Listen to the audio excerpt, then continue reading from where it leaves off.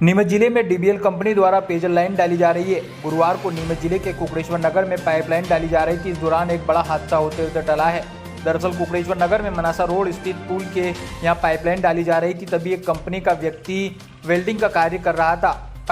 Pipeline की खाई गहरी होने के चलते ऊपर से मिट्टी धंस गई और वेल्डिंग का कार्य कर रहा व्यक्ति मिट्टी धंसने के चलते मिट्टी में पूरा दब गया। इसे निकालने का प्रयास जारी है। बताया जा रहा है कि करीब 1 घंटे का समय हो गया है। उक्त व्यक्ति को निकालने का प्रयास जारी है। मिट्टी में दबने की जानकारी कुकड़ेश्वर नगर में फैलने के बाद मौके पर भारी भीड़ लग गई और रोड पर जाम के हालात बन गए।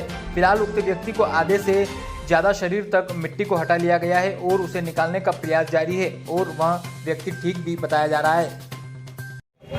और लाची नहीं તારું કઈ પિક્ચર હે